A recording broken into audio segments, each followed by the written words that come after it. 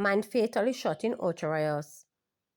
The police in St. Anne have launched an investigation into the fatal shooting of a man in Otterayos. The deceased has been identified as 53-year-old Gerald Kenzie Small, otherwise called Jerry, an entrepreneur from Commodore District in St. Catherine. Reports are that about 11:35 p.m., Small was standing along the main road in Otterayos in the vicinity of a bar when he was pounced upon by assailants and shot. He was assisted to hospital where he was pronounced dead. No motive has been established in that matter. Man shot by police in Manchester.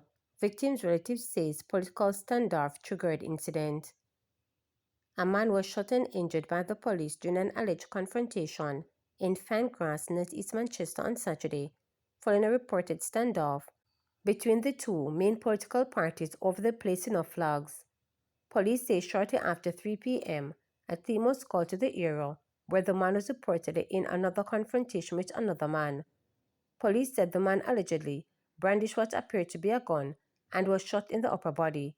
Further checks revealed that it was a wooden imitation gun. He was taken to hospital where he was admitted.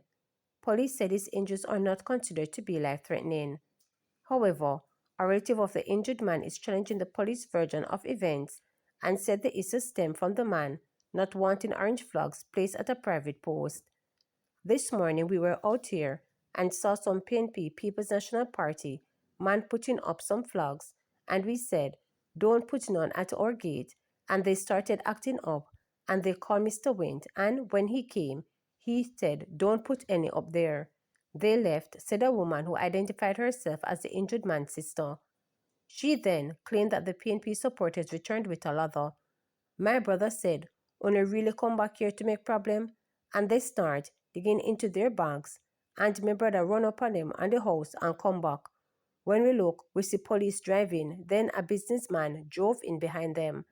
They don't ask my brother no question, then went up and them shot him. Another police held a M16 on my son, and my son held up his hand and said, "I don't have anything," the woman claimed. The businessman draped my other son, boxed him, and pulled him gun on him and say, "Me fi step back," she said. She accused the police of being corrupt. Because police are supposed to be there, a shot man, and him as a license firearm holder here, a draw gun pon people. Something is wrong, she said. When contacted, MP aspirant for Manchester North East, the People's National Party, Valentin Valwint, confirmed that he spoke with residents and instructed supporters not to place flags at the location, which is at the center of contention. I told my guys not to put any there if they, the residents, don't want it, so they left. After they left, I said to the residents there, if you don't want the flag, you can take it down. A flag doesn't really mean much to me. And they said to me, "No, Mr. Wint, we want to have the flag there too, on the other side," and I left, Wint stated. I heard there was an incident there, but it wasn't related to what I did in the morning. I spoke to the police and they said there was a confrontation and a resident was shot. I am really sorry to hear, he added. Wint condemned acts of political violence.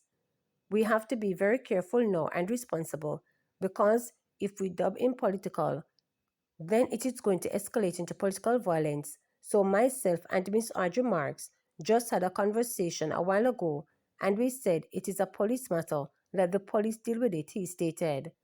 As it relates to talking to other persons about not moving anybody things, and if somebody say don't put it up there, leave it at that, we agree on that, he added. Stated Wint, we don't need violence in northeast Manchester. It doesn't help us one way or another.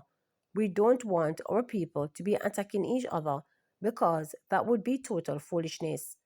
Marks, who is the Jamaica Labour Party's aspirant in the constituency, confirmed that she spoke to Wint and claimed that the police shooting and the political standoff over the placing of flags were unrelated. The initial call that I got gave the impression that it was a political matter between the two political sides over flags, but on that basis, I called Mr. Wint to say that we are aware of the situation and we agree that we will do everything in our power to de-escalate any political tension among our supporters, Mark stated. I called to get the police report and I realized there is no link between the two incidents of the shooting and the scuffle that might have happened earlier between political supporters of where to place signs and flags. The two are unrelated, Marks claimed.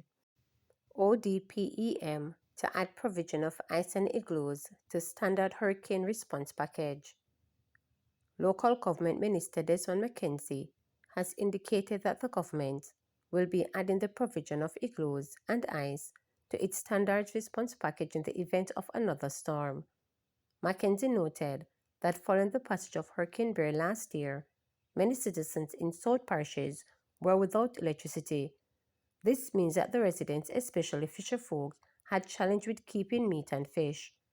The Office of Disaster Preparedness and Emergency Management, ODPEM, distributed igloos and ice to affected residents. McKenzie noted that this initiative was welcome, and having noted the necessity, it will be offered again in the event that the country is hit by another storm. The minister added that the government will also be distributing hurricane straps free of cost to residents. The straps help prevent the roofs of homes from being blown off during a storm. I went into places like Alligator Pond and down in the belly of the constituency. And I found communities without light, without water, without ice. That this government initiated something that was never done in providing relief supplies. We provided over some 500 igloos and ice and water. When we gave some of the igloos in some of the community, the people themselves, them never glad for anything else. Because at least they were able to use the igloo and the ice that was provided to ensure that the meat and especially the fishermen down on the beach welcome it. That was an initiative that was never a part. And we are going to make that a regular feature, especially in parishes such as St. Elizabeth, Manchester, Clarendon, and those communities which is prone. Because when the light go, everything go. And that is going to be an integral part of the Office of Disaster Preparedness and Emergency Management response during the hurricane season. The Hurricane Strap Program, which we last year again rolled out. We're going to be providing hundreds of thousands of hurricane straps so that just in case it is required, people will have it. They will be provided by the ODPEM free of cost to the various municipal corporations. But while the government can do as best as it can in providing the resources and ensuring we can respond to the hurricane when it comes, without have to be begging and waiting on people to come to our assistance, those of us who know where we live must also become disaster prepared responsible. We can't take it for granted. JTA President Dr. Mark Smith again calls for pension benefits that accurately reflect contributions and service of educators.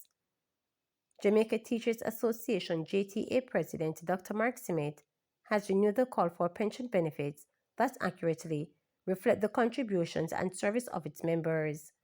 Speaking at the JTA Golden Torch Award 2025, Dr. Smith says, while teachers may receive kind words, their work should be recognized and rewarded in monetary ways. He extended gratitude to the teachers who are being awarded, noting that their stories should be amplified. For 35 years, some of you have taken a pay penalty. All of us have taken a pay penalty to serve this nation, to build this nation. You have done so with extraordinary enthusiasm, but we must amplify the conversation and articulate that our pensioners must be given a pension that honors their work and service to this nation. I am sick and tired of people just coming and giving empty platitudes. It must be, of course, demonstrated also in monetary ways. But I express profound admiration and gratitude for your outstanding achievements. You have recognized the extraordinary work that can be achieved by a strong teacher standing before a child hungry for learning. You have recognized and emphasized your vital role in shaping and developing this blessed place called Jamaica. But this, of course, can only be achieved, ladies and gentlemen, as we celebrate the recipients of these prestigious awards. We applaud their remarkable contributions to their communities and, by extension, Jamaica land we love. We should seek to amplify their stories, reinforce the significance of community and excellence. Their success stories should serve as a catalyst of inspiration. To subscribe, like, share, and click the notification bell for daily updates.